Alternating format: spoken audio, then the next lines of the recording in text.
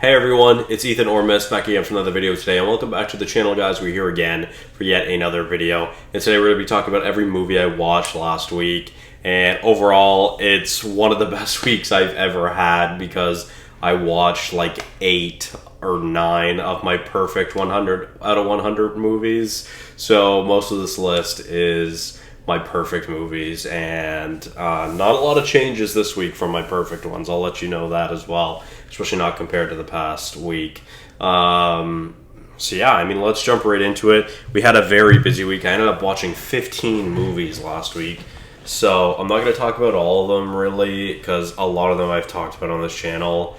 Not once, not twice, not 3 times, but multiple fucking times, especially a few of them, but yeah, we'll get into it once we get down there. So yeah, there's really just a few that are going to really kind of pinpoint. So let's start it off with what is my least favorite watch of the week, which is Superman 4, The Quest for Peace. Now, oh my god, that scared me, Jesus. Betty's just trying to open my door. I closed my door because my drawer, holy shit, that scared me.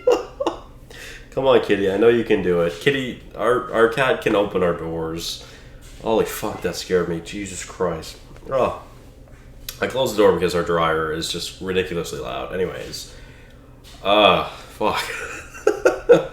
Ooh, let's recoup. Okay, sorry. Man, yeah, wow. Oh, Jesus. I just lost that. Alright. Sorry. So, my least favorite watch of the week was Superman 4, The Quest for Peace. And this is finally me finishing the Christopher Reeve Superman movies, and this upcoming week me and Ryan are going to watch Superman Returns because it's another one I haven't watched, and we'll finish off that little franchise, I guess. So I'm excited for that, and Ryan quite likes that one, so I'm excited. Man, Kitty is struggling. Oh, there you go. Good job, Kitty. So yeah, I rank this a 26 out of 100. Not a good movie at all, in my opinion. You can read my review. Honestly, it's a pretty big rant of really stupid shit from this movie. There's a lot of stupid shit from this movie that I did not enjoy, and even Ryan doesn't enjoy it. He's the most biased Superman fan on the planet. So let's just move on to, honestly, probably the talking point of this video, of this episode, and it's Fight Club.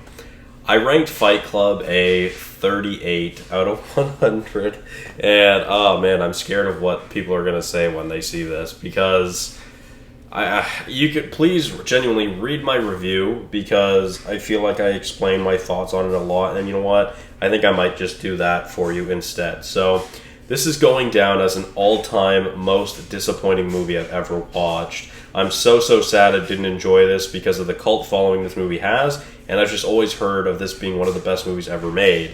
I don't know. I just didn't enjoy this at all. I didn't love the directing, which is highly praised. I didn't enjoy the characters. I didn't enjoy the plot. I've heard this is one of the greatest twists ever, and I felt literally nothing watching it unfold. This felt very slow and long throughout the first hour. I struggled to stay interested in it. I don't know what it is, but I don't really care for Edward Norton or Helena Bonham Carter as actors either. I don't know, this was just truly the most disappointing watch I've ever had. Can't believe how low this is, and sorry to anyone who loves this. I saved this as my last Fincher watch, which was a mistake. And yeah, like I said, I ranked it a 38 out of 100, which really upsets me, because I wanted to love this movie. I expected to love this movie, but I really didn't. It honestly felt like a chore watching, which is so sad, because I never ever would have expected that. And yeah, ultimately, I just really didn't enjoy this movie, which really sucks, because again, I just had very high expectations for this movie. So let's move on to Panic Room, which is another Fincher film, a big jump from Fight Club, to say the least. I ranked this a 72 out of 100. I think there's a lot of good things from this, and a lot of things I enjoyed, and overall it was mostly just a fun watch that I did enjoy, to say the least. Shout out Jodie Foster, Queen. 72 out of 100. Moving on to The Curious Case of Benjamin Button. Now, with this movie, I did enjoy it. I ranked it a 75 out of 100. Similarly to most of Fincher's movies, I feel like it's slow, and it's really slow at times. A lot of Fincher's movies are deep character studies that are long, that take some time, and this is no different, truly. This is definitely Fincher at his most romantic, and I don't even think I mentioned it in this review, but the score throughout this was a really peaceful and loving score that I really enjoyed. That was one of my, that was one of like the standout parts of this movie. But overall, I mean, I don't think this is a perfect movie by any means. I don't think many people do, to be fair, but I did enjoy this movie, and honestly, I think I enjoyed it more than I thought it was going to as well. So, yeah, I mean, the last 30 minutes also was great, and no matter what you say about a Fincher film, shout out David Fincher, because his endings are always very interesting, to say the least, because I don't love all of his endings, but they're quite interesting. And this was also my 450th unique film of the year, so that's exciting as well. Cool shit. Yeah, let's move on to what is actually my favorite David Fincher film now, at least my highest rated, so I would say my favorite, which is Gone Girl. I had pretty high expectations for this one, and this one did not disappoint. I really, really loved this movie, but man, I'd be lying if I didn't say, what the fuck, like, arms in the air. I verbally said, what the fuck, when this movie ended, because I just didn't like that ending at all, and that's not at all how I thought this was going to end. I thought we were going to get more, but I don't know. Kind of sucked that it ended that way. I really didn't enjoy that, but not much I can do about that, really. So, nonetheless, though, I did rank this a 92 out of 100, and I really, really loved this movie. And this is one I'd like to show Mel, because I think Mel would enjoy this one. And, yeah, I really, really enjoyed it. Overall, I 92 out of 100 for my highest Fincher film. And I'd like to do a video in the future ranking Fincher films, because I don't love a lot of them, and I feel like that's quite a hot take. I'm not a huge fan of most of Fincher's films. A lot of them I just think are good, to say the least. So this one is up there. Obviously, it's my number one. So spoiler for a future video, I guess. So let's move on to my only 100 out of 100 that actually went down this week, which is Justice League: The Flashpoint Paradox, which sucks because I didn't expect this to go down. But this time around, watching it, I just really find myself mostly only loving the Thomas Wayne and the Barry and Eobard Thawne stuff. Like, everything Reverse does in this movie is absolutely fantastic, and I love him. He's absolutely the best part of this movie, but I find there's a lot of stuff that I just didn't enjoy from this movie. And as much as I love Flashpoint, it's my favorite comic series, or comic, I don't know, I guess series, I'll just stick with that, but it's my favorite, and I just, I think this deserves a lot more time, for this being only like 75, 80 minutes, whatever it is. Obviously, it's still very amazing, in my opinion. It's an incredible 97 out of 100. So I did lower it a few points, but this time around, I just didn't feel that perfect 100 out of 100, so that kind of sucks. But let's move on to what I believe to actually be my least favorite of my 100 100s. Oh, no, sorry, actually, there's a few that are under this one, but it's one of the lowest, which is The Iron Claw. This is the third time watching it, second time this year. I was really hoping to watch this with Mel, but we didn't get a chance to.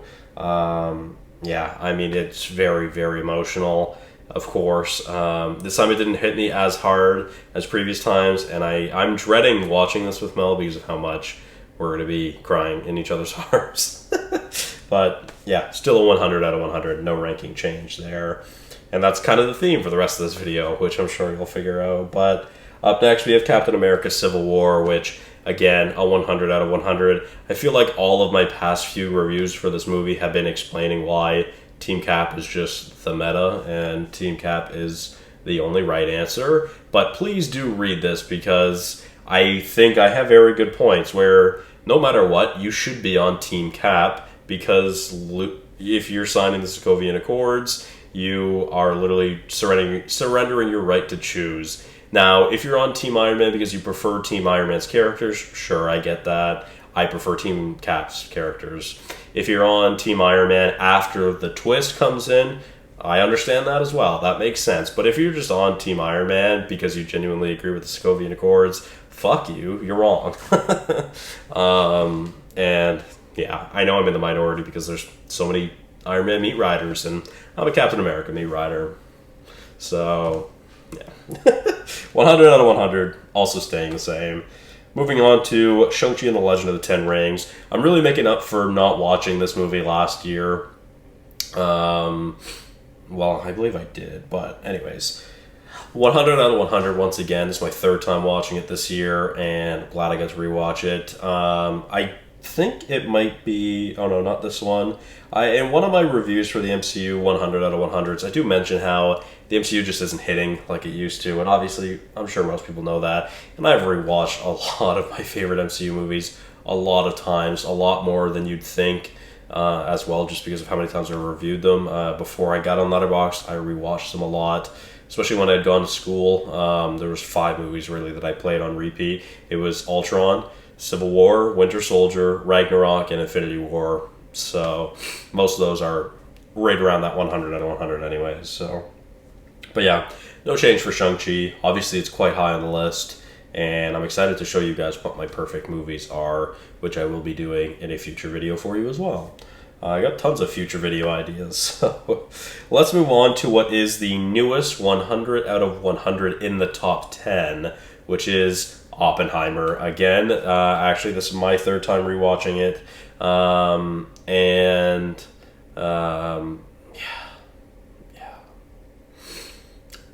Even though this isn't my favorite Nolan movie, and it's not even my favorite movie ever, I truly don't think there's really many arguments to make that this isn't technically the greatest film ever made. It's absolutely fucking incredible and a true piece of art that is a masterclass in filmmaking. I hope one day that I could make a film as 1% as good as a Christopher Nolan film, because truly, I mean, he's just immaculate. I mean, it's insane. His talent is literally untouchable, in my opinion. So, shout out Nolan, shout out Oppenheimer. So let's move on to what I believe to be my top 5, not only of the week, but actually now, spoiler for you, my top 5 ever. So, at number 5, we actually have one that's gone down, which is Captain America, The Winter Soldier. It's gone down from number 4 to number 5. So, still one of my favorite movies. Obviously, it's number 5. I'm sure Mel's going to be sad to hear that this isn't in my top 4 anymore, but it's not like it's gone down a crazy amount. It's number 4, it's number 5, sorry. So, let's move on to number 4, which is the newest to the top 4, Interstellar, which I ranked a 100 out of 100, and of course, this is my favorite Nolan movie. I don't know if that'll ever change. Maybe it could. It's possible. I don't know. But yeah, this movie is truly epic, and it gets better every time I watch it. And I really fucking love this movie. Perfect. So now let's move on to the top 3. And the top 3 has changed quite a lot as well. If you are on my Letterboxd, you probably know that my number 1 is Infinity War. My number 2 is Spider-Verse. And my number 3 is Batman. Or the Batman, I should say. But yeah, things have changed. So now at number 3, we have the Batman. It's my favorite depiction of everything Batman. It's my favorite Batman, my favorite Batmobile, my favorite Batcycle, my favorite Selena Kyle or Catwoman, my favorite Gotham, my favorite Riddler, my favorite Batman. The only thing really it's not is my favorite Bruce Wayne, but I do think we'll get there. I hope we do at least. So, yeah, I mean, I'm very fortunate. I got to watch 3 of my top 4 movies on my birthday this year, and I got to end my birthday with the Batman. I got to watch Interstellar on my birthday as well, which was Thursday previously, if you guys didn't know. Turned 23 this year, woohoo. But yeah, shout out to the Batman. That's my goat, number 3. So that did not change, but like I said, there is a change, and officially, you're hearing it here for the first time. My favorite movie is no longer Avengers Infinity War. And that actually hurts, like that physically hurts. Since 2018, this movie has been my favorite movie, and it's been the absolute love of my life for movies. So it's truly an end of an era, and I love this movie so much. I love this movie so much, man. 100 out of 100.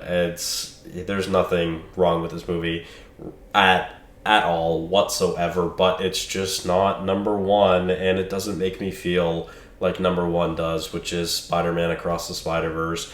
My 13th watch of this movie in the past year, or I think in the past 14 or 15 months. I can't stop watching this movie. I don't want to stop watching this movie. I want to watch this movie every week. And the last movie that made me feel this way was Infinity War, but that was a long time ago. And the way that I feel about Spider-Verse now, I don't know, I think I love it more than I ever did love Infinity War, which is sad to say, but I don't know what it is about this movie. I think absolutely everything is fucking immaculately perfect, and I can't. My love for this movie, I cannot fathom. It's truly my favorite thing to watch or listen to, period. That's just a fact. So, with that being said, thank you guys all so much for watching today's video. This was a long one. I can see we're around 16 minutes, so thank you for your patience. I do appreciate you. And yeah, different intro, I guess, for today, but I'll see you guys in the next one. Bye-bye.